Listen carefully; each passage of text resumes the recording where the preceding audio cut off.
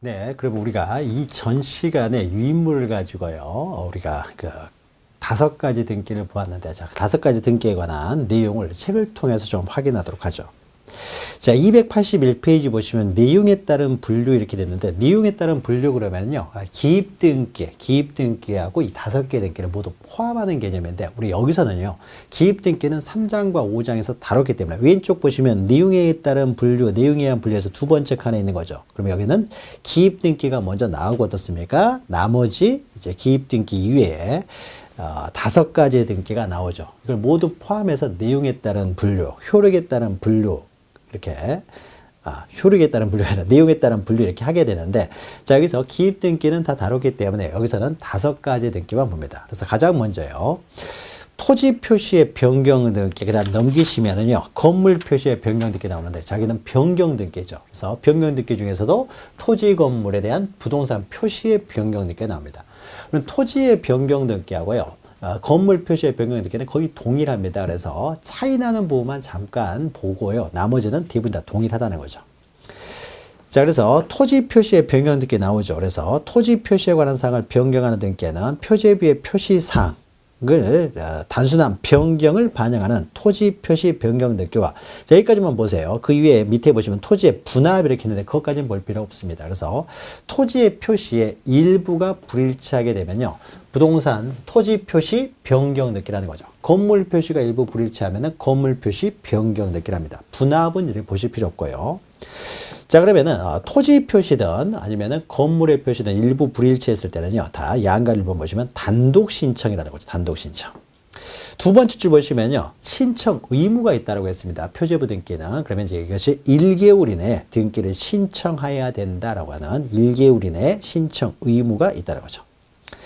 자, 세 번째 줄 보시면은요, 변경 전 변경 후에 표시에 관한 정보를 신청 정보로 제공을 해야 되는데, 네 번째 줄 이제 연결해 보시면요, 토지의 표시에 있어서는 대장이 먼저 바뀌어야 되겠죠. 그래서 그 변경을 증명하는 정보로서요, 먼저 대장이 먼저 바뀌어야 되기 때문에 대장 정보를 첨부 정보로, 대장을 첨부 정보로 제공을 해야 된다는 거죠. 자, 여기는 토지이기 때문에 토지대장, 임야대장이 되겠지만은, 건물 같은 경우는 이제 건축물 대장을 첨부해야 되겠죠. 그래서 대장을 첨부해야 된다는 거죠. 먼저 대장이 먼저 바뀌어야 되니까요.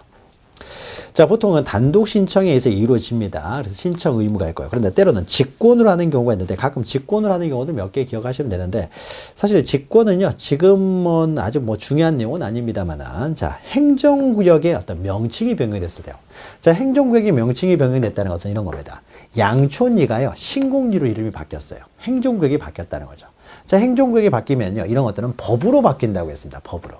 법으로 바뀌게 되면은요, 지적공부에 양촌리를 신공리로 변경하는 지적정리를 안 해도요, 당연히 변경된 걸로 보는 거죠. 이건 법으로 바뀌어버렸기 때문에. 그러니까 지적공부에는 여전히 양촌리로 되어 있다고 하더라도 이것은 신공리가 되는 거고요.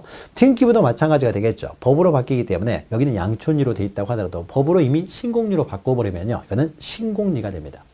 자, 그러면요, 우리가 토지의 표시의 변경 같은 경우는요, 이런 경우는 먼저 지적 공부가 먼저 변경이 되고, 지적을 정리한 다음에 등기 촉탁을 통해서 등기부를 바꾸게 되는데, 자, 다만요, 이렇게 행정구역 명칭 변경은 법으로 바뀌기 때문에요, 지적소관청에서도 바뀌었다는 걸 알고요, 등기소에서도 당연히 바뀌었다는 걸 압니다. 법으로 바꾸는 거니까. 따라서 이런 경우는 서로 등기 촉탁을 할 필요도 없어요. 서로가 알고 있기 때문에. 그래서 서로가 알고 있기 때문에요, 이런 경우에는 직권으로 등기소도요, 직권으로 변경 등기를 합니다.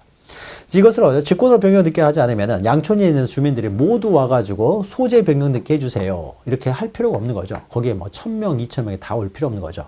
너도 알고 나도 알고 모두가 알기 때문에 등기관이 직권을 합니다. 그래서 행정구역 또는 그 명칭이 변경됐을 때는요, 밑에 보시면은 그 당연히 변경 등기가 있는 곳으로 보기 때문에요, 서로가 다 알기 때문에 이런 경우는 다음 주 줄에 있죠. 등기관이 직권으로 변경 등기를 하게 됩니다. 직권으로. 그래서 이것만 좀 보죠. 이것만. 나머지 넘어가시면 되고.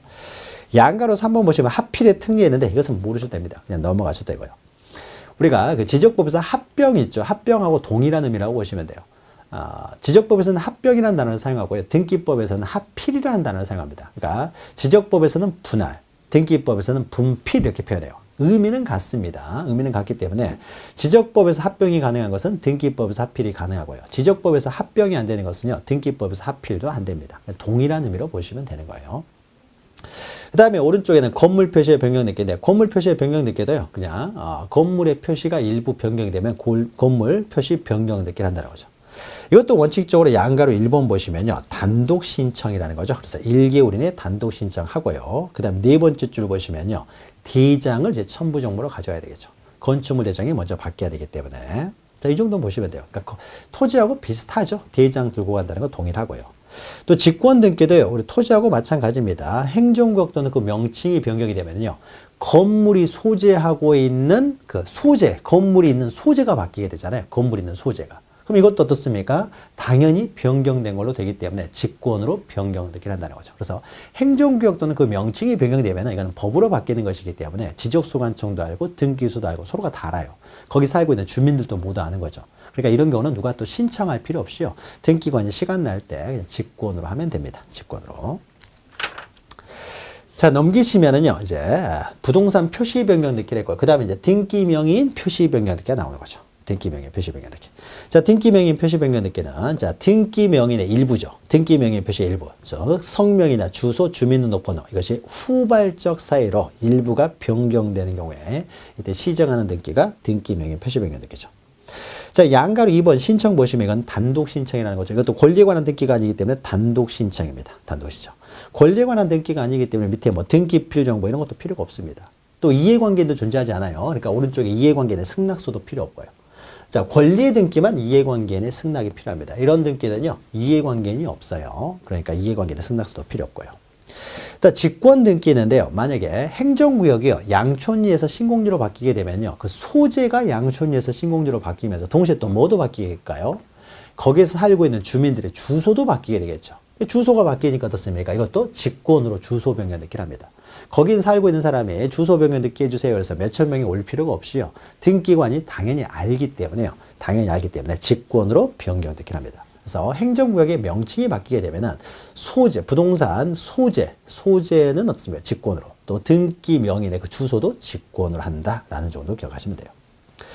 특히 직권과 관련돼서요. 등기 명인 표시 변경 등기와 관련돼서는 약간 특별한 게 있는데 오른쪽에 2번 보시면요. 2번 보시면은 자, 등기관이 소유권 이전 등기도 동그라미 치시고요. 등기관 소유권 이전 등기. 그 다음에 등기 명인의 주소 변경에서 등기 명인 위에다가요. 등기 의무자라고 써요. 등기 의무자. 등기 의무자를 말합니다. 특히 소유권 이전 등기라는 과정에서요. 그 등기 의무자의 주소가 변경됐을 때. 자, 보죠.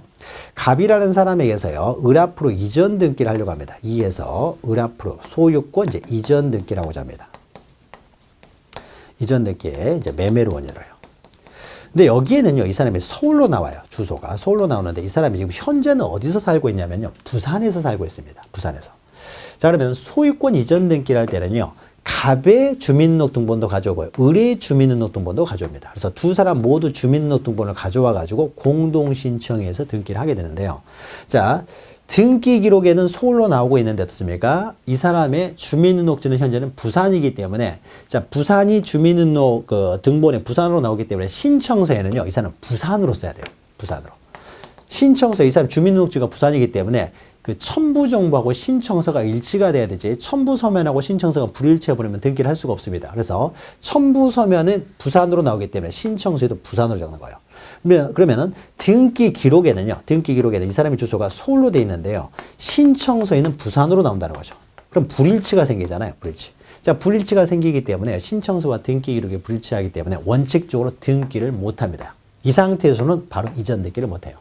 자, 을이 등기 권리자, 갑이 등기 의무자가 되는 거죠. 그러면 이때 불일치하기 때문에 이 상태로는 등기를 못 해요. 그럼 이런 경우에는 먼저 1에 1 해가지고 주소 변경 등기는 등기 명의 표시 변경 등기는 항상 부기 등기로 한다고 그랬죠. 그래서 서울에서요, 서울을 갑을 이제 부산으로요, 주소 변경 등기를 하고 이전 등기를 해야 됩니다. 그래서 이 신청서하고 어떻습니까? 등기 기록을 일치시킨 이후에 등기, 이전 등기를 하는 것이지 불일치한 상태에서는 바로 등기를 못해요. 이렇게 일치시킨 다음에 등기 기록과 신청서를 일치시킨 다음에만 등기를 합니다. 자, 그러면요. 갑은 을 앞으로 이전 등기를 신청하기 전에 먼저 주소 변경 등기를 먼저 해야 된다는 거죠. 그럼 이때 이게 주소 변경 등기는요. 그럼 반드시 갑이 신청을 해야 되느냐라는 겁니다. 그럼 우리가 이사 갈 때마다요. 주소 변경 등기를 신청해야 되느냐? 그럴 필요는 없습니다. 자, 우리가 보통 등기 신청을 할 때는요. 소유권 이전 등기만 등기 권리자뿐만 아니라 등기 의무자의 주민등록등본도 가져와야 돼요. 갑의 것도 가져오고 을의 것도 모두 가져와야 됩니다. 자, 그러면은 주민등록등본을 보게 되면요. 주민등록등본을 보면 갑이 서울에서 부산으로 이사 갔다는 게 보이죠, 눈에. 눈에 보이니까 등기관이 당연히 알고 있다는 거죠. 아, 서울에서 부산으로 이사 갔다는 걸 알고 있어요. 그래서 등기관이 알고 있기 때문에 이 등기는요, 등기관이 직권으로 합니다. 해준다는 거죠. 이 정도는 서비스를 해줘야 되는 거 아니에요? 등기소에서. 그렇죠? 우리가 신청하지 않았다고 하더라도, 다시 말해서 갑과 을은요, 그냥 소유권 이전 등기만 신청합니다. 그래서 소유권 이전 등기에다 동그라미 치시라고 했죠. 그래서 소유권 이전 등기할 때만 이게 직권으로 해주는 거예요. 소유권 이전 등기하는 경우만 등기 의무자의 주민등록등본도 가져가기 때문입니다. 그래서 소유권 이전 등기에서만 가능한 것이고요. 그때 그 등기 의무자의 주소가 변경됐을 때는 갑이 직접 등기 명의인의 주소 변경 등기를 신청하지 않았다고 하더라도, 그냥 단순히 소유권 이전 등기만 신청했다고 하더라도 등기관이 직권으로요, 주소 변경 등기를 해준다는 거죠. 해줘요. 자, 그래서 등기 의무자의 주소 변경이다 체크하시면 돼요. 이것도 등기 의무자의 주소 변경만 직권을 해줍니다. 소유권 이전 등기에서만 해주는 거예요. 그래서 주소 변경으로 신청정보상의 등기 의무자의 표시가 등기 기록과 일치하잖아요. 즉 신청서와 등기 기록이 불일치하더라 그러죠. 불일치하더라. 이런 경우에는요, 첨부 정보로서 제공된 주소 증명정보, 주소 증명정보가 주민등록번호죠. 갑의 주민등록번호를 가져오기 때문에 이것을 확인해 보면요, 이사 간 것이 확인이 됩니다. 따라서 그 등기 의무자의 등기 기록상의 주소가 신청정보상의 서울에서 신청정보상의 주소 부산으로 이사를 갔다, 주소가 변경됐다는 사실이 명백히 나타나면 그 다음 동그라미 치면 됩니다. 이때는 직권으로 등기 명의, 즉 주소 변경 등기를 한다라는 거죠. 해야 한다. 그래서 직권으로 이렇게 등기 명의 표시 변경 등기, 특히 주소 변경 등기를 말하는 거죠. 이때는 소유권 이전 등기에서는 주소 변경 등기를 이렇게 직권으로 한다라는 거죠. 이런 거 하나 기억하시면 되고요. 그 다음에 양가로 3번만 보죠. 실행은요, 언제나 부기등기를 합니다. 등기 명의 표시 변경 등기, 언제나 부기등기. 그리고 밑에 말소하는 표시 있는데 다 말소하는 표시를 한다고 했죠. 유일하게 말소 표시를 하지 않는 것이 권리의 변경 등기를 주등기로 하는 경우만 말소 표시를 하지 않는다고 했어요. 그 이외에는 다 말소 표시를 합니다. 그 다음에 밑에는 이제 권리의 변경 등기죠. 바로 이거죠. 권리의 변경 등기죠. 자, 권리의 변경 등기는요. 자, 권리의 변경 등기는 갑구 을고 그 권리에 대해서요, 일부가 후발적 원인에 의하여 변경된 경우죠. 자, 후발적 원인인데 다 일부입니다. 일부. 다 이것은 일부예요. 일부가 불일치할 때만 변경 경정 등기를 하기 때문에 그 일부가 후발적 원인에 따라서 변경. 후발적 원인에다가 일부라고 쓰시면 되겠죠. 지금 하고 있는 건 다 일부가 불일치하는 경우예요. 이때 시정하는 것을 말합니다. 예컨대 두 번째 줄 보시면 전세금의 증액이나 감액, 그리고 밑에 보시면 채권 최고액의 채권 최고액의 증액이나 감액. 자, 이런 것들이 다 권리의 변경 등기가 됩니다. 넘기시면 양가로 2번 보시면요, 절차는 이건 권리에 관한 등기니까 원칙적으로 공동신청이라는 거죠. 그래서 동그라미 1의 두 번째 줄 보시면은 공동신청, 등기 권리자, 등기 의무자가 공동신청이다. 자, 실행하는 방법이 특히 중요합니다. 자, 원칙은요, 반가로 이번에는 부기등기로 하는 게 원칙입니다. 그래서 이해관계인이 없을 경우에는 부기등기를 한다고 그랬죠. 그리고 이해관계인이 있다고 하더라도 그 사람의 승낙이 있으면은 부기등기를 합니다. 자, 이렇게 부기등기로 했을 때는요, 말소 표시를 합니다. 다 말소 표시를 해요. 그런데 이제 반가로 일본에 주등기로 하는 경우는 예외적인 거예요. 예외적으로. 그래서 등기상 이해관계인이 존재하고요. 이건 이해관계인이 존재할 수 있다는 거죠. 그래서 이해관계인이 존재하는데 이 사람의 승낙이 없어요. 승낙이 없으면 이럴 때는 이제 주등기로 해야 된다는 거죠. 주등기. 그래서 등기상 이해관계는 제3자가 있고 이 사람이 승낙이 없으면 이때는 주등기로 한다. 이렇게 주등기로 하는 경우는 세 번째 줄 보시면은 주등기로 등기를 실행하는 경우는 변경전 등기상을 말소하지 않는다. 우리가 앞에 설명드렸죠. 증액을 했을 때는요, 5억은 그대로 놓고 2억을 추가했을 때면은 이 추가되는 2억 원은요, 이해관계인보다 후순위로 들어가기 때문에 이 5억은 말소하는 표시를 하지 않는다라고 했죠. 그래서 유일하게 그 종전 등기를 말소하지 않는 유일한 예가 바로 권리의 변경 등기를 주등기로 하는 경우다라고 하는 거죠. 그 다음에 오른쪽 보시면 경정등기죠. 자, 경정등기도 원시적으로 일부가 불일치합니다. 경정등기요. 그래서 경정등기도 이제 부동산 표시의 경정, 등기 명의 표시의 변경, 권리의 경정 이렇게 있는데요. 경정등기는 굉장히 복잡합니다. 그래서 그냥 개념만 좀 보세요. 등기 사항과 실체 관계, 그것도 일부라고 쓰세요. 일부가 원시적으로 불일치하는 경우. 원시적으로 불일치. 그래서 오른쪽에 있죠. 등기상 일부에다 동그라미 치면 되겠죠. 일부가 착오 또는 유리로 해가지고요. 처음부터 잘못됐을 때 이것을 시정하는 등기가 바로 경정등기입니다. 경정등기는 개념만 좀 보시고요. 다 넘어가시고 넘기시면 양가로 3번에 보시면은 자, 가끔씩 이렇게 직권으로 하는 경우도 있다는 거죠. 원래는 신청해서 이루어지는데 직권으로 하는 경우, 또 가끔씩 부기등기로 하는 경우, 이런 걸 좀 기억하시라고 했죠. 자, 직권 경정등기는요. 자, 개념만 보죠. 직권 경정등기만 좀 보죠. 자, 등기관이 등기에 차거나 빠진 부분이, 자, 등기관의 잘못, 여기다 동그라미 주세요. 등기관이 잘못해가지고 일부가 잘못됐다는 거죠. 자, 그러면 이거는 등기관이 잘못한 것이니까 등기관이 알아서 직권으로 경정등기를 하라는 겁니다. 등기관의 잘못만 기억하시면 돼요. 등기관의 잘못으로 일부가 불일치됐을 때는, 처음부터 잘못됐을 때는 등기관이 직권으로 경정해야 된다. 자, 요거 하나만 기억하시기 바랍니다. 자, 그러면은 변경 경정등기를 했고요. 자, 오른쪽 보시면 이제 말소등기가 있죠. 말소등기. 자, 말소등기란요. 옆에 있죠. 실체관계와 전부 불일치죠. 자, 전부에다 동그라미 치면 되겠죠. 전부가 불일치하게 되면은, 전부가 불일치했을 때요. 전부를 이제 소멸케 하는, 자, 전부가 불일치했을 때 이를 시정하는 등기를 우리 멸실등기입니다. 자, 말소의 대상인 종류에는, 등기의 종류에는 제한이 없으나 말소등기의 말소등기는 허용하잖아요. 자, 말소등기의 말소등기는 허용하지 않는다는 것은 말소가 부적법하게 이루어졌을 때는 말소회복등기라는 것이지 말소등기를 다시 말소할 수는 없어요. 그러니까 말소등기의 말소등기는 인정되지 않는다라는 거죠. 그리고 밑에서 두 번째 줄 보시면 이것도 권리에 관한 등기죠. 그러니까 권리에 관한 등기니까 어떻습니까? 등기상 이해관계 있으면 이해관계 내 승낙을 받아라 이거죠. 승낙을 받아야 된다. 라는 게 나오죠. 자, 넘기시면은요, 절차해 가지고 있는데, 절차에다가 그 옆에 쓰세요. 원칙은 이렇게 씁니다. 원칙은 이것도 공동신청이에요. 그래서 원칙은 공동신청이다. 이렇게 먼저 쓰세요. 절차는 원칙은 공동신청인데, 밑에 나오는 내용은요, 예외적인 거예요. 예외적으로 단독으로 신청하는 경우, 오른쪽에 직권으로 하는 경우, 그 밑에 촉탁으로 하는 경우가 있습니다. 원칙은 공동신청인데, 때로는 단독으로 하는 경우도 있고, 직권으로 하는 경우도 있고, 촉탁에 의한 경우도 있다는 거죠. 근데 이것은 예외적인 현상인데요. 이것은 나중에 우리가 하죠. 그냥 동그라미 1번 정도 보죠. 단독 신청의 경우. 자, 판결에 의한 말소예요. 자, 원래는 공동 신청인데 일부 그 상대방이 어떻습니까? 그 상대방이 등기 절차 협조하지 않으면 그럼 결국 말소 등기 청구 소송에서 승소 판결을 받아서 단독으로 할 수밖에 없는 거죠. 그러니까 원래는 공동 신청인데 일방이 협조하지 않으면 이제 판결에 의해서 단독 신청할 수 있고요. 나머지 내용은요, 우리가 3번은 본 적이 있네요. 3번을 보죠. 자, 등기 의무자의 소재 불명입니다. 자, 이 사람을 상대로 공동 신청을 해야 되는데 이 사람이 어디 있는지를 몰라요. 그러니까 소송도 제기하지 못합니다. 자, 그러면은 소재 불명인 경우에는 우리가 예전에 그 전세권 할 때 잠깐 설명했죠. 이럴 때는 세 번째 줄 보시면 재권 판결 동그라미 치고요. 권리를 제거하는 판결문을 가지고 와야 되는 것이지 뭐 소재 불명이라고 해서 단독으로 무조건 할 수 있는 건 아닙니다. 그러니까 상대방이 있으면은 상대방의 협조해 주면은 상대방에 대해서 승소 판결문을 가져야 되고 상대방이 어디 있는지 몰랐으면은 모르겠으면 재권 판결이라도 가져와야 돼요. 그 권리를 제거하는 재권 판결을 가지고 와서 단독으로 신청하는 것이고요.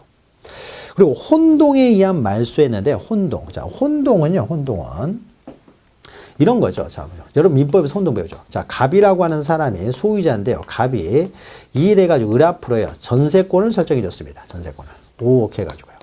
그런데 그러면 이 전세권의 말소는 누구랑 합니까? 소유자하고 전세권자가 공동 신청을 하는 거죠. 만약에 소유자가 이 해가지고 병에게로요. 병에게 소유권을 넘겼습니다. 그러면은 이 병은 어떻습니까? 전세권 설정자의 지위를 그대로 승계하기 때문에요. 이때는 을의 전세권을 말소할 때는 누구랑 말소합니까? 갑은 전세권 설정자로 지위를 완전히 벗어나고요. 병이 전세권 설정자의 지위를 그대로 승계하기 때문에 병과 을이 공동으로 말소를 하는 거죠. 병과 을이 공동으로 말소하는데 만약 을이 소유권을 취득했어요. 을이 이 소유권을 취득했습니다. 자, 그러면요. 이 전세권은 혼동으로 소멸하죠. 소유권을 취득했으니까. 자, 그러면은 을과 을이 공동으로 신청한다. 결국 어떻게 돼요? 을이 단독으로 신청한다는 것이 되겠죠. 그래서 혼동으로 소멸했을 때는요. 단독 신청이다. 혼동 기억하시면 되고요. 하니까 다 하게 되네요. 자, 5번 보시면은 소유권 보존 등기에 말소요. 자, 보존 등기에 말소는요. 소유권 보존 등기가 단독을 하기 때문에 소유권 보존 등기는 어떻습니까? 한 사람밖에 없잖아요. 보존 등기. 그러니까 이 사람이 단독으로 말소를 신청할 수밖에 없는 거죠. 그래서 보존 등기는 단독 신청하고 그 말소도 단독 신청해서 말소를 합니다. 자, 그러면은 1번, 3번, 4번, 5번 했으니까 2번 하는 김에 해버리죠. 2번. 단독으로 말소하는 것은요, 이제 권리 소멸 약정만 좀 기억하시면 돼요. 권리 소멸 약정. 자, 이런 겁니다. 자, 갑이라고 하는 사람이요. 갑이라는 사람이 을 앞으로 증여를 합니다. 증여를. 자, 을 앞으로 이해서 증여를 해요. 그래서 을 앞으로 소유권 이제 이전 등기를 합니다. 이전 등기를 해요. 자, 증여를 원인으로 이전 등기를 했어요. 그런데 특약사항이 있습니다. 특약사항이. 갑에게서 을에게로 증여를 했지만은 만약에 을이 사망을 하게 되면 다시 복귀되는 이제 사망하면 복귀된다. 그러면 사망이니까 어떻습니까? 기한이 되겠죠. 사망하면 다시 이 이전 등기 효력이 소멸되기 때문에 이건 종기가 되겠죠. 종기를 붙입니다. 자, 그러면 이 이전 등기를 함에 있어서 특약사항이니까 이전 등기를 하면서 이루어지는 특약사항이기 때문에 이런 건 부기 등기래요. 이전 등기와 동일성이 인정된다는 거죠. 이전 등기를 하면서 같이 이루어지는 특약사항이니까. 그래서 뭐라고 했냐면요. 을 사망하면은 을의 권리가 소멸. 이렇게 났어요. 그러면 종기가 되겠죠. 이것은. 사망이니까. 이거 사망하면 권리가 소멸시키기 때문에 종기가 되겠죠. 자, 그래서요. 이때 자, 을 사망하면은 소멸 이렇게 했어요. 자, 이 상태에서요. 그러니까 권리 소멸 약정에 들어가 있는 거죠. 자, 권리 소멸의 약정에 들어가 있습니다. 자, 이런 등기되어 있으니까 일단 어떻습니까? 을이 소유권을 취득했겠죠. 을이 소유권을 취득했어요. 그런데 을이 사망을 했습니다. 자, 을이 사망했으면요. 이 등기 소멸했으니까 어떻습니까? 소멸한다고 했으니까 이 등기 이제 무효 등기가 되겠죠. 그러면 이 등기를 이제 말소하려고 합니다. 자, 그러면 이 등기를 말소하려고 하는데요. 갑과 을이 공동 신청해서 말소를 했는데 을은 사망을 했잖아요. 사망을 했기 때문에 공동 신청을 할 수 없죠. 이럴 때는 이제 갑이 단독으로 을이 사망했다는 사망 증명서만 가져오면은 사망하면 소멸하기로 돼 있으니까요. 사망 증명서만 가져오면은 단독으로 말소를 할 수가 있다는 거죠. 자, 그래서 권리 소멸 약정 해가지고요. 그 옆에 있죠. 등기한 권리가 어느 사람의 사망 동그라미 치면 되겠죠. 사망하면은 소멸한다는 취지가 있어요. 사망하면 소멸한다는 등기가 되어 있다는 거죠. 사망하면 소멸한다. 자, 이렇게 되어 있었을 때는 이런 경우에는 이 사람이 사망하면 권리가 소멸했기 때문에 이때는 사망했기 때문에 갑이 단독 신청이다라는 거죠. 자, 이런 게 단독 신청입니다. 그 다음에 오른쪽에 보시면 가등기 말소하고 7번은 처분금지 가처분 등기인데 이것은 뒤에서 가등기와 가처분 등기를 할 때 설명할 거예요. 그러니까 단독 신청하는 경우 좀 기억하시면 되고요.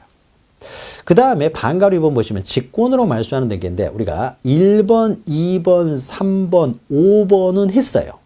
자, 1번 관할 위반의 등기를 할지 2번 사건이 등기할 것이 아닌 것이 명백하여.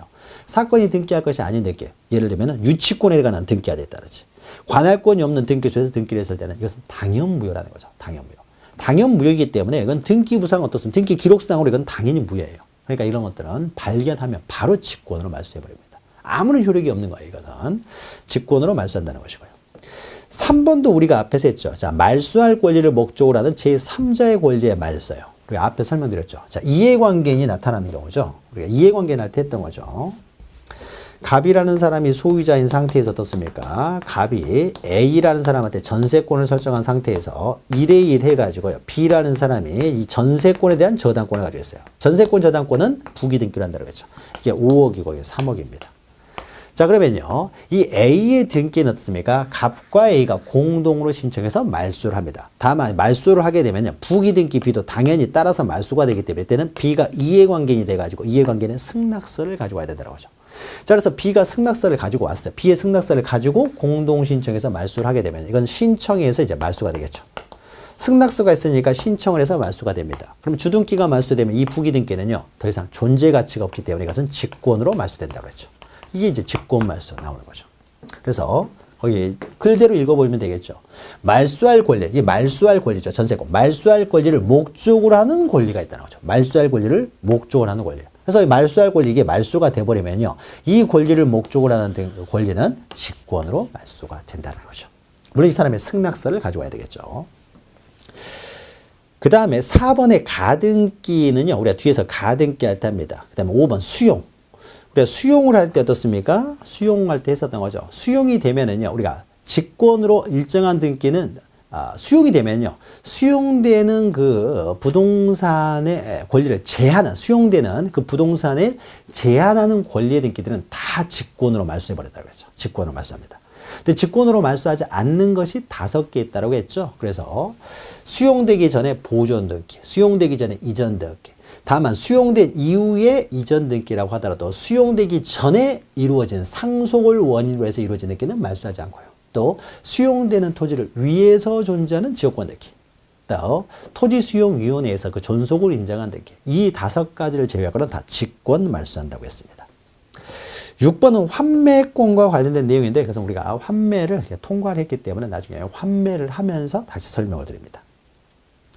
자, 그리고 3번에 촉탁에 의한 말소는요. 자, 촉탁에서 이루어진 등기는요. 말소도 원칙적으로 촉탁에서 이루어집니다. 그러니까 촉탁 등기는 아주 중요한 내용은 아니고요. 자, 밑에 실행 보시면요. 말소 등기는 전부를 말소하는 등기이기 때문에 전부가 소멸되는, 소멸시키는 등기예요. 그러니까 뭐 부기 등기로 할 이유가 없죠. 권리를 유지하기 위한 부기 등기라는 건 존재하지 않고요. 다 주등기로 다 말소 등기를 한다는 거죠. 다 주등기로 하게 됩니다. 자, 그리고 넘기시면 동그라미 4에는요, 우리가 앞에서 했죠. 말소에 있어서 등기상 이해관계가 있으면 이해관계는 승낙서가 필요하다는 거죠. 자, 말소 등기를 보았고요. 자, 그 다음에 오른쪽 보시면요. 293페이지에서는 말소 회복 등기가 나오죠. 자, 말소 회복 등기는요. 말소가 부적법하게 되고요. 일부나 전부가 부적법하게 말소되었다. 그러면은 원래의 등기의 순위를요. 그대로 회복을 한다는 거죠. 말소되기 전의 권리를 그대로 회복하는 등기랍니다. 그러니까 순위와 그 효력이요. 계속 유지돼요. 부적법하게 말소되기 때문에 권리는 소멸한 게 아닙니다. 그래서 말소 등기 전에 그 권리의 효력과 순위를 그대로 회복하는 등기. 말소 회복 등기입니다. 자, 부적법한 말소로 인하여 전부 또는 일부가 소멸됐어요. 그러니까 다시 말해서 일부나 전부가 부적법하게 말소됐을 때 이걸 시정하는 등기. 이것을 우리는 말소 회복 등기라고 합니다. 자, 반가를 1번 보시면 등기가 부적법하게 말소가 됐기 때문에 그 권리가 소멸하지 않은 거예요. 소멸하지 않았기 때문에 원래의 권리를 회복하는 말소 회복 등기랍니다. 그런데요, 동그라미 2번에 두 번째 줄 보시면 자발적으로 말소가 됐어요. 자, 자발적으로 말소가 되면 부적법하게 말소된 게 아니잖아요. 자발적으로 말소됐으니까 그냥 말소가 돼버린 거예요. 그러니까 이것은 적법하게 말소가 된 것이기 때문에요. 이것을 소멸되지 않은 권리에 대해서 회복하는 말소 회복 등기를 할 수가 없는 거죠. 자발적으로 말소 등기됐을 때는 말소 회복 등기를 하지 않습니다. 부적법하게 말소됐을 때만 말소 회복 등기를 한다. 그리고 넘기시면 반가루예요. 말소된 등기를 회복하려는 것이야 돼요. 회복. 그렇죠? 그래서 말소 등기의 말소 등기는 허용되지 않습니다. 말소 등기를 다시 말소할 수는 없어요. 말소 등기가 부적법하면은 말소 회복 등기를 한다는 거죠. 그리고 반가로 3번 보시면 이것도 어떻습니까? 권리에 관한 등기이기 때문에 이해관계인이 존재하고 이해관계인이 있으면 이해관계는 승낙을 받아야 된다는 거죠. 자, 그러면 동그라미 2번 보시면요. 등기상 이해관계 있는 제3자는 어떤 사람이냐? 말소 회복 등기가 된다고 하면 손해를 입을 우려. 자, 손해 입을 우려 동그라미 치면 돼요. 동그라미. 우리가 이해관계는 그 등기를 통해서 이익 보는 사람이라면 그 사람의 승낙이 필요 없겠죠. 손해보는 사람일 때요. 자, 그 사람의 승낙이 필요합니다. 그래서 이해관계는 손해보는 사람을 말합니다. 자, 이해관계 있는 사람은요, 그 오른쪽 보시면은 손해를 입을 우려가 있다는 사실은요, 등기부만 놓고 따집니다. 우리는 등기부만 놓고, 등기 기록만 놓고 따지는 거예요. 그래서 등기 기록을 봤을 때, 손해보는 사람. 그러니까 등기 기록만 보고 형식적으로 파악을 하는데요. 근데 손해를 입을 우려가 있는지 여부는 기준시가 언제냐면요. 말소 등기시를 하는 것이 아니라 회복 등기시를 기준합니다. 회복됨으로써 만약에 이게 저당권이었어요. 저당권이고 전세권이었는데 이 저당권을 어떻습니까? 회복을 함으로써 손해보는 거죠. 만약에 저당권을 회복하기 전에 전세권이 이미 소멸돼 버렸으면 어떻습니까? 전세권이 이미 소멸돼 버렸으면은 이 저당권이 회복되든지 말든지 간에 이미 전세권을 소멸했기 때문에 이 사람이 승낙받을 필요가 없겠죠. 그러니까 전세권이 어떻습니까? 소멸되지 않았을 때죠. 그러니까 이해관계인이라는 것은 회복이 됨으로써 손해보는 사람이에요. 그러니까 말소 등기시를 기준으로 하는 것이 아니라 말소 등기시에는 뭐 이 사람이 있었다고 하더라도 회복 등기시에는 없으면 이 사람이 승낙받을 필요는 없겠죠. 그래서 이해관계는 회복 등기가 됨으로써 손해보는 사람이기 때문에 회복 등기시를 기준합니다. 말소 등기시가 아니라 회복 등기시를 기준으로 해서 이해관계를 판단한다는 거죠. 그래서 밑에 세 번째 줄에 회복 등기시를 기준한다. 즉 말소 등기시를 기준하는 게 아니에요. 다만 우리가 앞에서 잠깐 설명드렸죠. 만약에 저당권이 불법적으로 말소가 돼가지고 후순위로 이 전세권자가 들어와 있는데 이 저당권이 회복됐다고 해서 전세권이 소멸되는 건 아니에요. 저당권과 전세권을 양립할 수 있기 때문에 다만 이 사람이 내가 최선순위 전세권인 줄 알았는데 저당권이 회복돼 버리니까 내가 2순위 전세권으로 밀려버리는 거죠. 저당권과 전세권이 양립하니까 저당권 회복됐다고 해서 전세권이 소멸되는 건 아닙니다. 말소되는 건 아니에요. 다만 손해를 볼 뿐이에요. 그러니까 이런 사람들의 승낙이 필요하다는 거죠. 그러나 우리가 앞에서 했죠. 만약에 전세권이 부적법하게 말소돼서요. 전세권을 회복하려고 합니다. 그러면 이 전세권과 전세권은 양립할 수가 없기 때문에요. 회복 등기를 하기 전에 먼저 말소가 돼야 된다는 거죠. 전세권 등기가 있는 상태에서 전세권을 회복할 수는 없기 때문에. 자, 그러면 먼저 말소를 하고 회복을 합니다. 그러면 회복할 당시에는요. 이 등기는 없는 거죠. 그렇죠? 회복할 당시에는 이 등기는 없어요. 그래서 이렇게 양립할 수 없는 등기 같은 경우는 회복 등기를 하기 전에 먼저 말소될 등기이기 때문에 회복 시를 기준으로 하게 되면요. 존재하지 않는 등기이기 때문에 이 사람은 이해관계인이 아니라는 거죠. 그래서 그것도 기억하세요.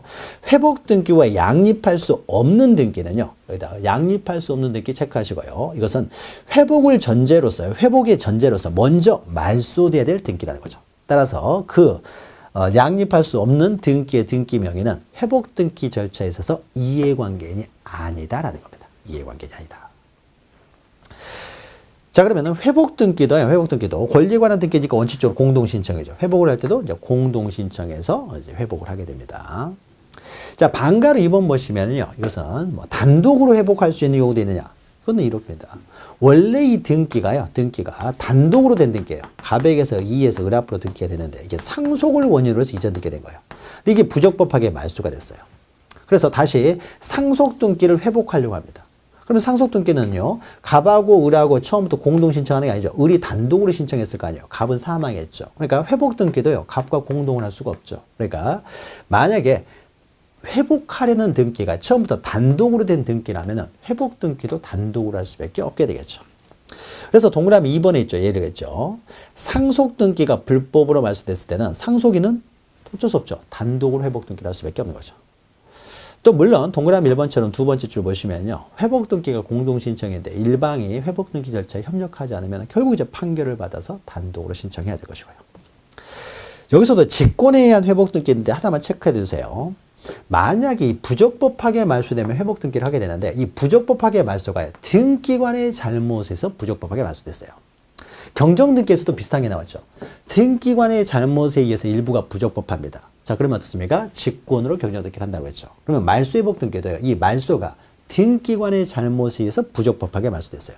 자, 그러면은 이것도 등기관이 알아서 회복 등기를 해줘야 되겠죠. 그래서 밑에 보시면 등기관이 말소 등기란 것이 부적법이에요. 즉 등기관이 부적법하게 말소했을 때는 등기관이 부적법하게 말소했기 때문에요. 직권으로 회복 등기를 한다.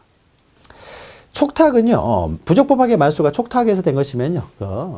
회복 등기도 촉탁에서 한다는 것인데 촉탁은 그렇게 중요한 내용이 아니고요. 자, 양가로 4번 실행을 보죠. 실행. 앞에서 했죠. 전부 말소가 주등기로 하기 때문에 전부 말소 회복 등기는 주등기로 하고요. 일부 말소는 부기등기로 하기 때문에 일부 말소 회복 등기도 부기등기로 한다는 거죠. 주등기, 부기등기 좀 기억하시면 되고요. 자, 넘기시면 마지막으로 효력이 있는데요. 자, 말소된 권리를 회복을 합니다. 회복을 할 때는 어떻습니까? 여기 회복이죠. 회복을 할 경우에는 이 사람이 오해가지고 회복되는 것이 아니라 이 사람은 1번 저당권이 애초에 소멸되지 않았기 때문에요. 이 저당권의 순위를 그대로 회복을 하는 거예요. 그 효력을 그대로 회복하는 것이지 새롭게 이 사람이 전세권을 회복하면 새롭게 전세권을 취득하는 것이 아니라 원래 있던 전세권이 유지가 되는 것이죠. 따라서 말소되었던 등기에 관한 회복 등기가 이루어지면 그 회복 등기는 말소된 종전의 등기와 동일한 효력이 있는 것이지 거기에 동일한 효력 밑에다가요. 새로이 권리를 발생하는 것은 아니라는 거죠. 새롭게 권리가 발생하는 것이 아니라 원래 있던 권리의 효력과 순위가 그대로 유지가 된다는 거죠. 이것도 하나 기억하시면 됩니다.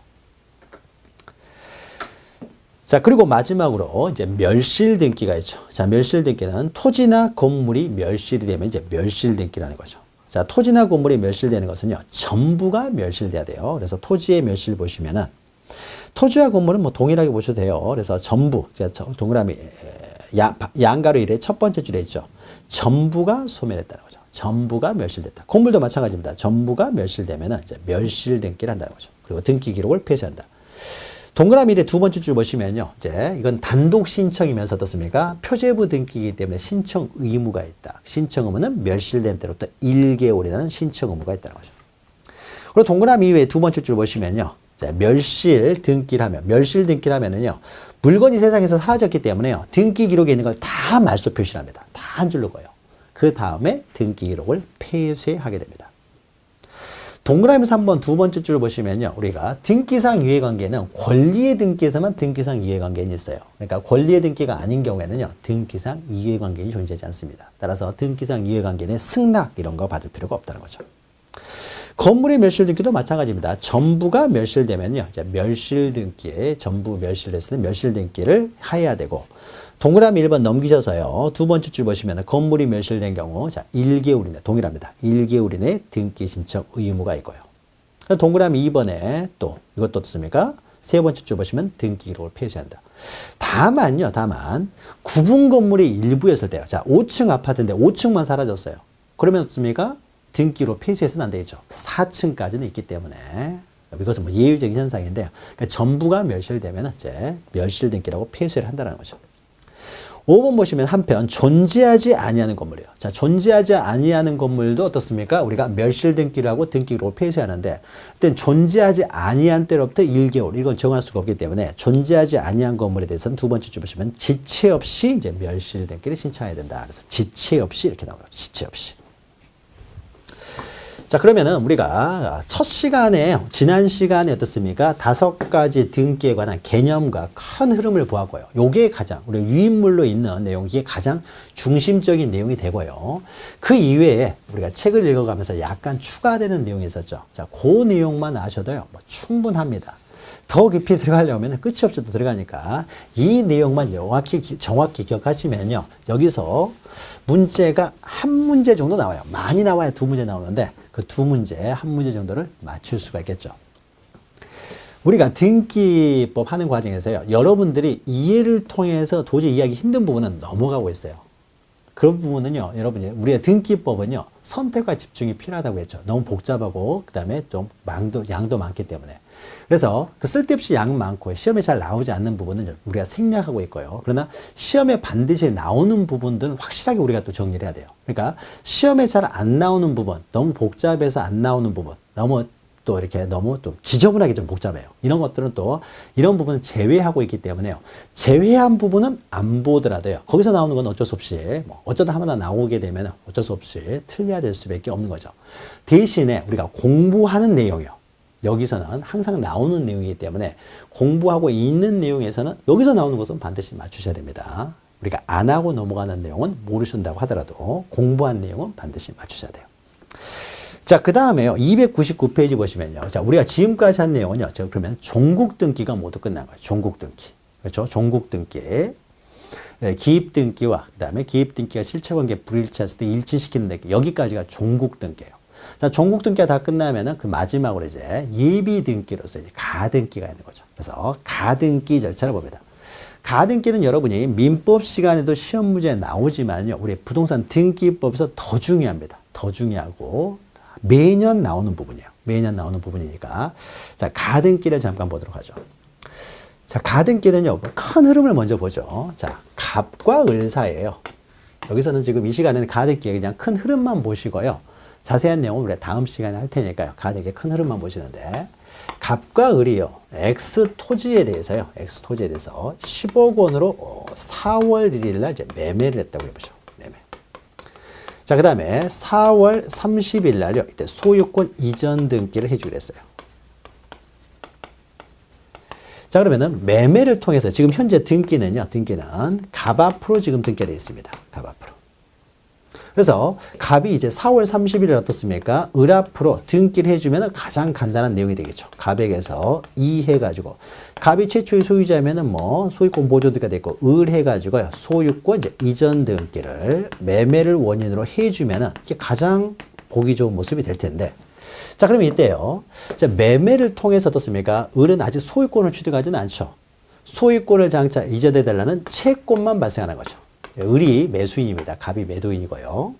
채권만 발생하게 되고요. 그럼 채권에 의해서 구체적으로 소유권 이전 등기 청구는 언제 할 수 있어요? 이행기가 4월 30일로 정했기 때문에 4월 30일이 돼야 청구권이 발생하는 거죠. 그럼 이때 청구권 어떻습니까? 채권으로부터 발생한 청구권이기 때문에 채권적 청구권이 되겠죠. 채권적 청구권. 채권적 청구권이 발생했어요. 자, 그럼 이 채권적 청구권은요. 4월 30일이 되어야 청구할 수 있습니다. 그러니까 그 전에는요. 이전 등기를 청구하지를 못하는 거죠. 자, 그럼 이제 이런 문제가 있습니다. 을이 보통 매매 계약을 할 때요. 10억 정도면 계약금을 주고 받죠. 그럼 계약금을 1억을 걸었다고 해보죠. 1억. 자, 1억을 걸었는 상태에서요. 갑이 아직 지금 등기 이렇게 돼 있죠. 자기 앞으로 등기하기 전에요. 1억을 받은 다음에요. 이 사람이 을한테 소유권을 넘겨주는 것이 아니라 4월 20일쯤에요. 4월 20일쯤에 병과 계약을 해서 병한테 10억 받고 팔아버리면 어떻게 됩니까? 자, 그러면요. 갑이 소유하고 있다가 어떻습니까? 병한테 소유권이 넘어가 버리는 거죠. 병한테. 자, 그러면 현재 소유자는 4월 20일 날 병이 소유하고 있기 때문에요. 을은 갑한테만 채권이 있지 병한테는 채권이 없는 거죠. 그러니까 병한테 채권이 없기 때문에요. 병한테는 이전 등기를 청구하지 못해요. 그러나 갑한테는 채권이 있기 때문에 만약에 4월 30일 날요. 을이 갑을 상대로 이전 등기를 받아가지고 을 앞으로 이전 등기를 하게 되면요.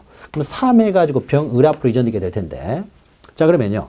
자, 한 사람으로부터 두 사람이 소유를 할 수는 없는 거죠. 그러니까 두 등기는 어떻습니까? 양립할 수 없는 등기예요. 양립할 수 없는 등기에 있어서 등기 우열은 뭐로 봅니까? 같은 구이기 때문에 순위번호를 보고 따진다는 거죠. 순위번호는 병은 2번이고 을은 3번이기 때문에 누가 소유합니까? 병이 소유하고 을은 소유권을 취득할 수가 없게 되겠죠. 그러니까 을이라는 사람은 어떻습니까? 1억 원만 날리고 소유권을 취득하지 못하게 되는 거죠. 물론 을은 갑한테 손해배상을 청구할 수는 있겠죠. 손해배상 청구하는데 갑이 돈이 없으면 돈이 있다고 하더라도 땅속에 묻어버립니다. 묻어가지고 돈 없다 그러면 받을 방법이 없잖아요. 받을 방법이 없는 거죠. 그러니까 결국 이 사람이 이제 불이익을 당할 수밖에 없는 거죠. 계약금 날리는 거예요.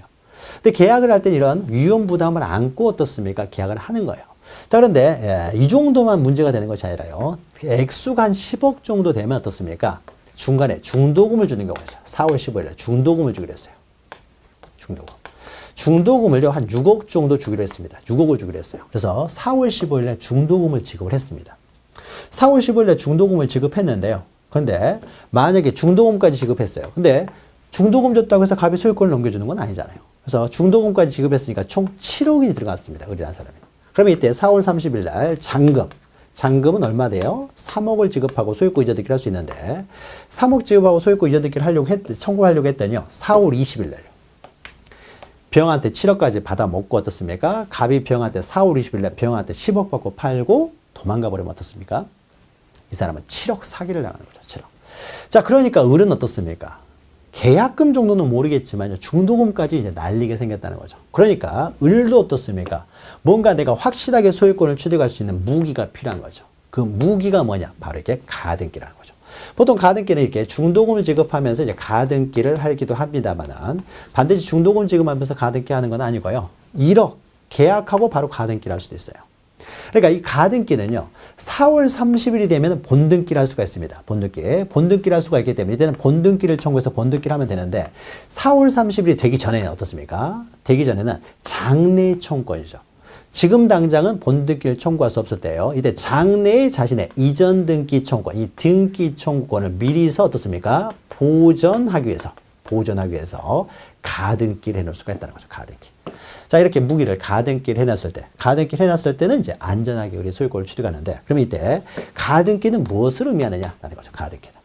자, 가등기 했다고 소유권을 취득하는 건 아니라는 거죠. 그러니까 가등기 자체로는 어떠한 효력도 발생하지는 않습니다. 어떠한 효력도 발생하지는 않지만은 가등기를 하게 되면요. 일정한 장차 본등기를 했을 때 이제 그 일정한 효력이 발생할 때 구체적인 내용을 보죠. 자, 가등기 이렇게 합니다. 최초의 소유자가 지금 갑 앞으로 되어 있는 거죠. 갑 앞으로. 자, 그러면 가등기라고 하는 것은요. 여기 등기에다 가등기를 쓰면 가등기가 되는 거예요. 그러니까 가등기라는 말이 있으면 가등기고 가등기 말이 없으면 본등기예요. 그러면은 이해가지고 어떻습니까? 이해가지고 을 앞으로 소유권 이전 등기를 할 거 아니에요. 이전 등기죠. 자, 이전 등기를 하는데요. 매매로 혼유로 이전 등기를 하는데 가등기는 어떻게 하느냐? 이 가등기에다가요. 이전 등기에다 옆에다 가등기 쓰면 됩니다. 이게 가등기예요. 가등기. 그러면 가등기를 하게 되면요. 나중에 이제 본등기를 해야 되겠죠. 그래서 예전에는요, 종이로 등기부를 만들 때는요, 가등기를 했을 때는요, 이 앞 밑에다가 나중에 본등기 할 때 또 칸 만들어가지고 줄 그어가지고 본등기 하기 힘들기 때문에 미리서요, 본등기 할 칸을 이렇게 만들어 놨어요. 만들어 놨습니다.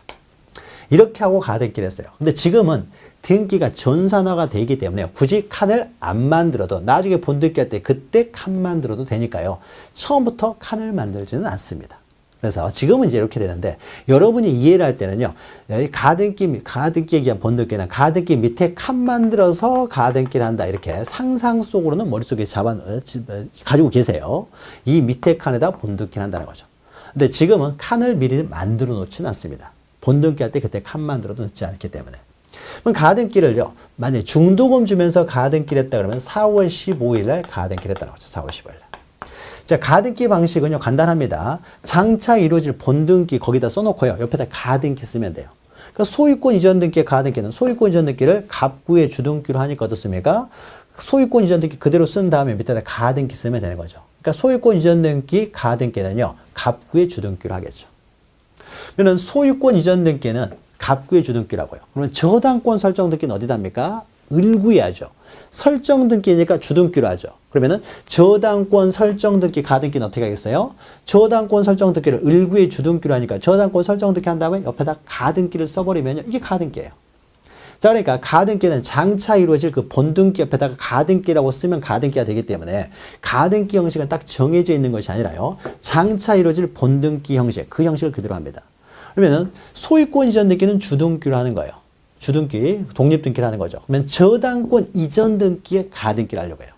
저당권 이전 등기는 을구에 할 거죠. 그러면 저당권 이전 등기는 부기등기로 하겠죠. 그러면 저당권 이전 등기 쓴 다음에 부기등기로 저당권 이전 등기 쓴 다음에 옆에다 가등기라고 쓰면 됩니다. 그럼 이게 이제 가등기가 되는 거죠. 그러니까 저당권 이전 등기의 가등기는 어떻습니까? 을구의 부기등기를 하겠죠. 그러니까 장차 이루어질 본등기, 그 본등기 옆에다 가등기라고 쓰면은 가등기가 된다는 거죠. 가등기 형식은 간단하죠. 그러니까. 자, 그러면 4월 1일 날, 4월 15일 날 가등기가 됐어요. 자, 가등기가 됐다고 해서요. 을이 어떤 권리를 취득하는 건 아닙니다. 권리를 취득하는 건 아니고요. 여전히 갑이 소유자예요. 자, 갑이 소유자이기 때문에요. 갑은 어떻습니까? 얼마든지 소유권을 이전할 수가 있습니다. 그러면은 만약에 갑이라는 사람이요. 3 해가지고요. 병한테 소유권을 이전했다고 해보죠. 갑에서 병으로 이전을 했습니다. 자, 이 이전을 언제 했느냐? 이것을 소유권 이전 등기를요. 이전 등기를 4월 20일 날 했다고 해보죠. 자, 그러면 병은요. 이때 소유권을 취득합니다. 가등기는 어떠한 효력도 없기 때문에요. 가등기 자체로는 이런 이전 등기를 막을 어떤 효력도 없습니다. 가등기 자체로는 어떠한 효력도 없어요. 그냥 병이 소유권 취득하는 거예요. 자, 그런데 만약에 자, 을은 지금 병을 상대로는 이전 등기 청구권이 없어요. 그러나 을은 어떻습니까? 갑을 상대로는 여전히 이전 등기 청구권이 있는 거죠. 자, 병을 상대로는 이전 등기 청구권이 없지만 갑에게는 채권이 있기 때문에요. 그래서 4월 30일이 됐습니다. 4월 30일이 되면요. 갑은 어떻습니까? 아니요, 을이죠. 을은 갑을 상대로요. 을은 자기 앞으로 소유권 이전 등기를 신청할 수가 있습니다. 청구할 수 있다는 거죠. 이게 본등기가 되는 거죠. 자, 이런 본등기는 이게 본등기죠. 본등기는 본등기를 신청을 하게 되면은 가등기 밑에다가 칸을 하나 긋고 난 다음에 칸을 하나 만들어서 본등기를 한다는 거죠. 을은 병한테 이전 등기 청구권이 있는 게 아닙니다. 갑한테만 이전 등기 청구권이 있기 때문에 갑을 상대로 이전 등기를 받는 거예요. 그러니까 현재의 소유자는 누가 되든지 간에 상관없습니다. 을은 항상 갑을 상대로 본등기를 하기 때문에요. 본등기 의무의 상대방은 갑으로 항상 고정되어 있습니다. 고정되어 있어요. 그럼 본등기는 언제 하겠어요? 4월 30일 날 이 사람이 잔금 지급하면서 본등기를 하게 되겠죠. 자, 그러면은 을은 언제 소유권 취득합니까? 본등기 했을 때 등기 효력이 발생하기 때문에 가등기는 효력이 발생하는 게 아닙니다. 그래서 본등기 할 때 이때 이제 소유권을 취득하겠죠. 소유권을 취득했어요. 자, 그러면 어떻습니까? 한 사람으로부터 두 사람이 소유권을 취득할 수는 없죠. 그러니까 이 두 등기는 양립 불가능한 등기예요.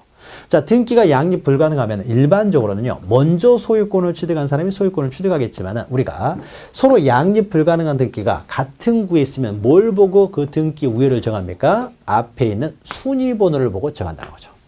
자, 병은 3번 순위가 되고요. 을은 몇 번이 됩니까? 2번 순위가 되는 거죠. 자, 이것은 을의 본등기가 2번 순위가 되는 것은 이 본등기는 언제나 가등기 밑에 하기 때문에요. 가등기의 순위가 언제나 본등기의 순위가 됩니다. 자, 그러니까 가등기가 2번이었으면 언제나 본등기도 2번이 되는 거죠.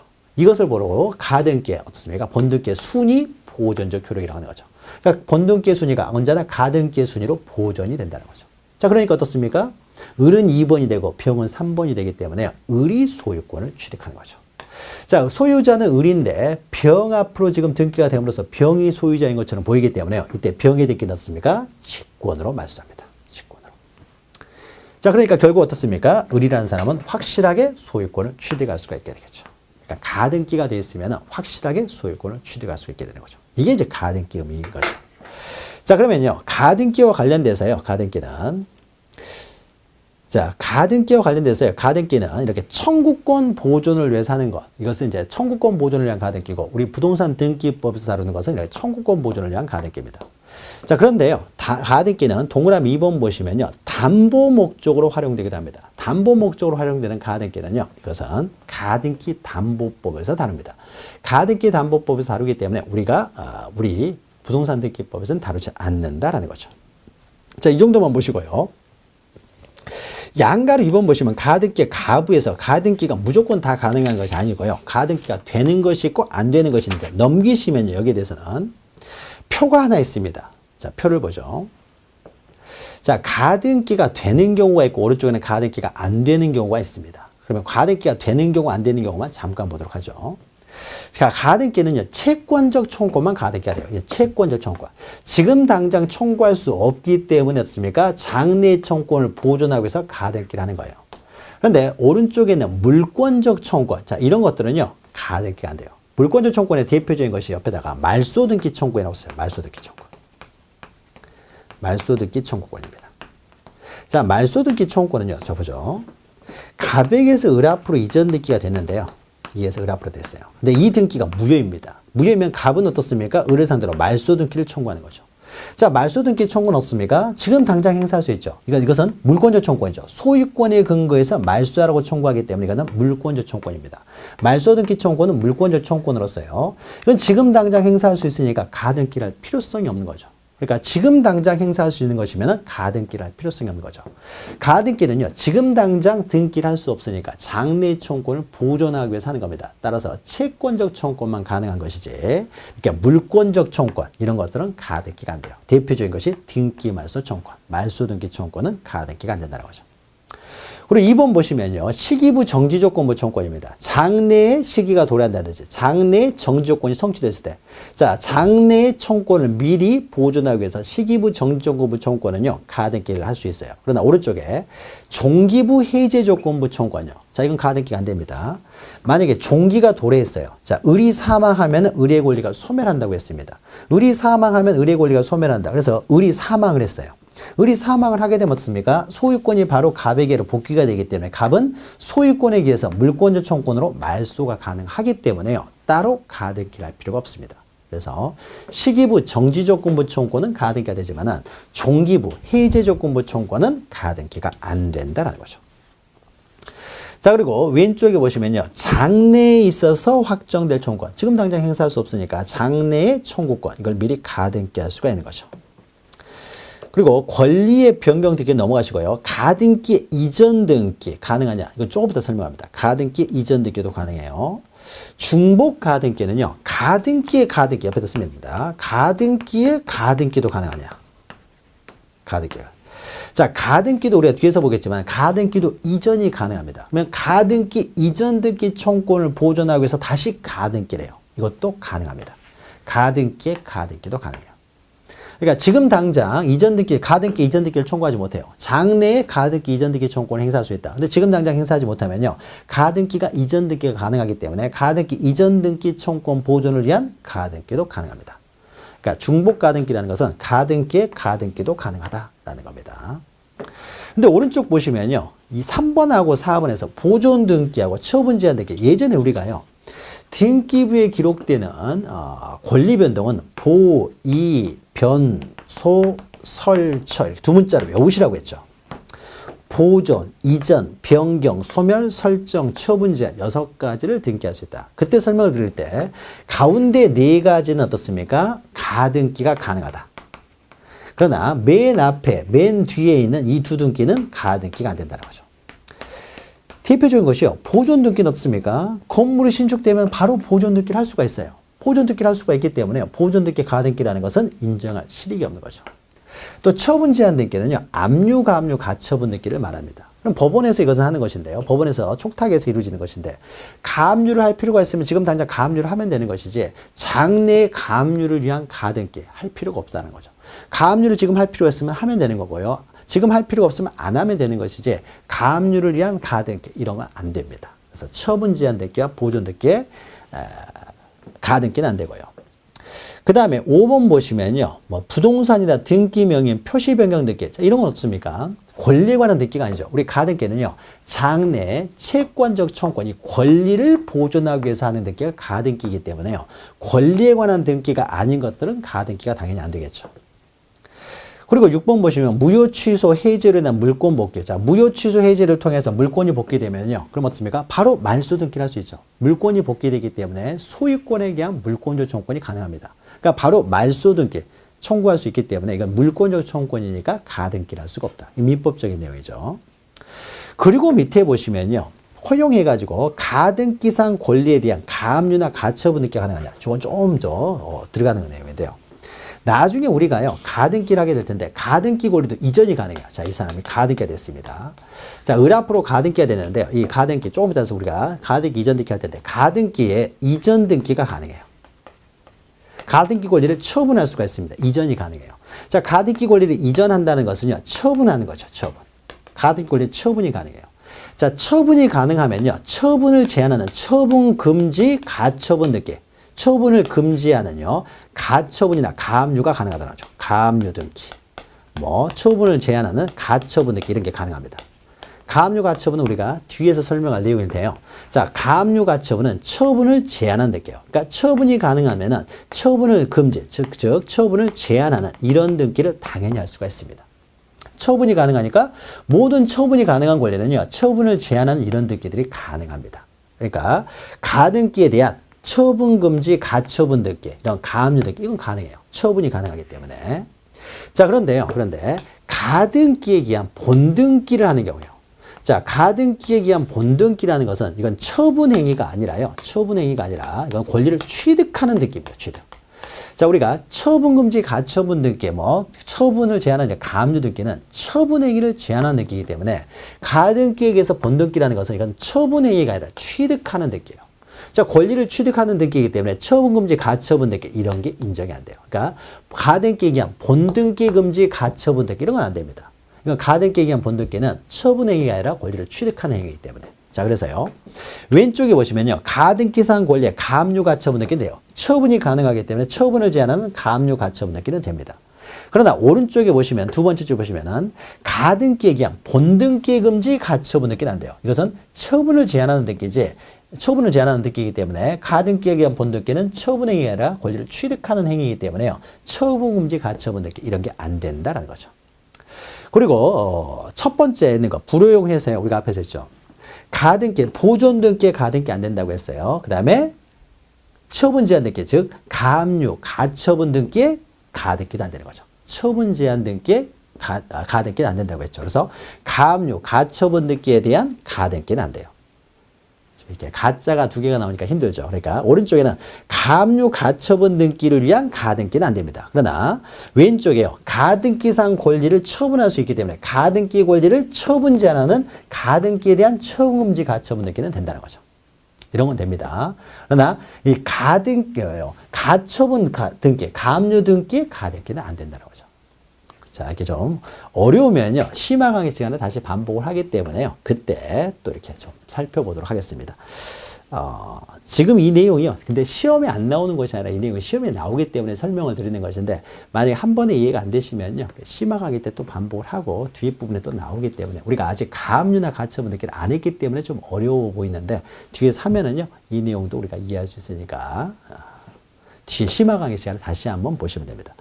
자, 그러면요. 가등기 가능 여부를 보았고요. 자, 본격적으로 이제 가등기 절차인데 이 내용은 우리 잠시 쉬었다가 보도록 하겠습니다. 잠시 후에 뵙겠습니다.